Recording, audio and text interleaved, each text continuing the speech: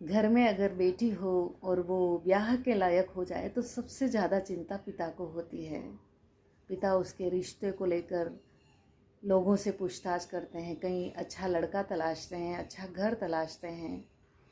और जहाँ कहीं से भी अगर कोई अच्छा रिश्ता आता है तो फिर उसकी पूरी ख़ानदान का पता लगाते हैं कि किस तरह की ख़ानदान है, जिस लड़के के साथ ब्याह करने जा रहे हैं वो लड़का कैसा है, सारी बातें पता करते हैं। करनी भी चाहिए, सारी बातें पता करनी चाहिए, लेकिन अंतिम निर्णय हमारा होना चाहिए। लोग कह रहे हैं कि रिश्ता कर दीजिए, ये कर दीजिए, लेकिन उनकी बातों में न आकर के सही क्या है गलत क्या है ये भविष्य को लेकर निर्णय पिता का होना चाहिए कि उस घर में ब्याह करना है कि नहीं करना, क्योंकि एक गलत निर्णय बेटी का भविष्य बिगाड़ रहा है। ऐसा ही एक गलत निर्णय वैशाली में हुआ था। वैशाली में एक ऋषि रहते थे, उनकी एक बहुत खूबसूरत कन्या थी।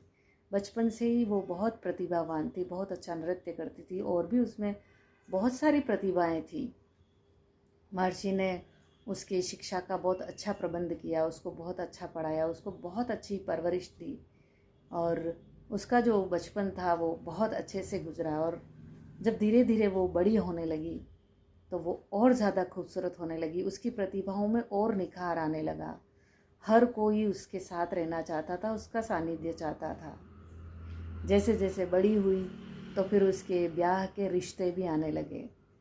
रिश्ते भी बहुत अनगिनत, इतने रिश्ते आते कि एक रिश्ते को ठुकराते तो दूसरा और आ जाता, दो को ठुकराते तो चार और आ जाते, चार को ठुकराते तो आठ और आ जाते।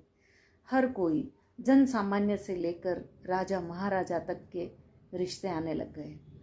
रिश्ते आते, रिश्ते के साथ साथ कई बार प्रलोभन भी आता, प्रलोभन दिया जाता, कई बार धमकी भी आती है कि दूसरी जगह ब्याह कर देंगे तो ऐसा हो जाएगा, वैसा हो जाएगा, इस तरह के। तो वो ऋषि बहुत असमंजस में हो गए कि अब मैं क्या करूं, इतने रिश्ते आ रहे हैं, मैं कहाँ अपनी बेटी का ब्याह करूं।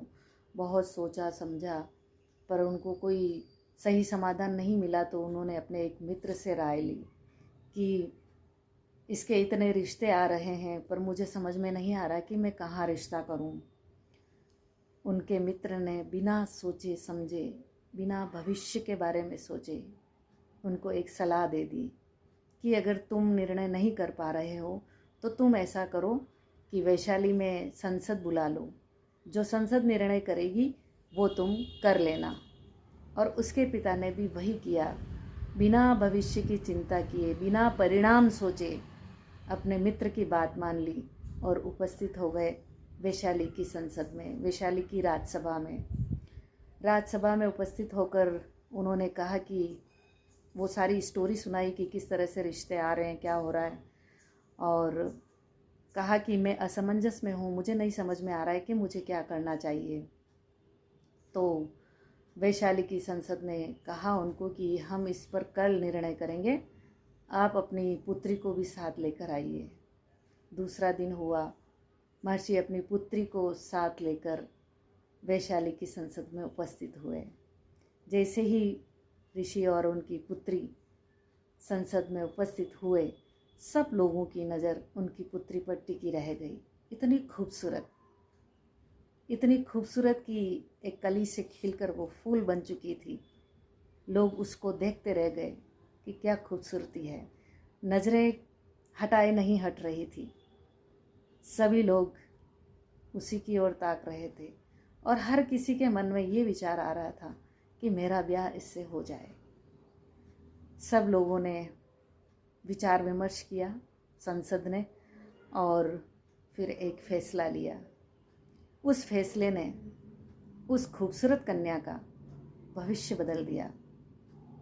फैसला ये लिया गया कि तुम्हारी बेटी बहुत खूबसूरत है और इसके साथ हर कोई समय व्यतीत करना चाहता है, इसको हर कोई चाहता है, जन सामान्य से लेकर राजा तक हर कोई इसको चाहता है। तो तुम ऐसा करो, किसी एक के साथ इसका ब्याह मत करो, इसको आज से ही नगर वधू बना देते हैं। नगर वधू बन जाएगी तो सबको इसका सानिध्य मिलेगा। कितना बड़ा निर्णय, एक निर्णय। और ये निर्णय उन महर्षि को और उनकी पुत्री दोनों को स्वीकार करना पड़ा। और उसी दिन से एक खूबसूरत कन्या, एक प्रतिभावान कन्या जिसमें असंख्य प्रतिभाएं थी, इतनी खूबसूरत कि किसी राजा के महल में शोभा बढ़ाते हुए राज करने जैसी कन्या बन गई वैशाली की नगर वधू। और वो कन्या थी आम्रपाली। पिता के एक निर्णय ने उस आम्रपाली का जीवन बदल दिया। और ये निर्णय लिया गया उस दिन से कि वैशाली नगर यानी कि वैशाली के तो लोग इसके साथ अपना समय व्यतीत करेंगे ही, लेकिन वहाँ आने वाले व्यापारी, राहगीर, जो कोई भी चाहे मूल्य चुकाए और इसके साथ समय व्यतीत करे। उसको राजमहल में एक नर्तकी का पद दे दिया गया कि हर कोई आएगा और ये उन सब का मन बहलाएगी। और इस तरह से उस कन्या का भविष्य कितना अंधकारमय हो गया। ये कहानी मैं आपको इसलिए बता रही हूँ कि आप लोगों से निर्णय लीजिए, उनसे पूछिए, उनके विचार जानिए, लेकिन उनके निर्णय को अपना निर्णय मत बनाइए।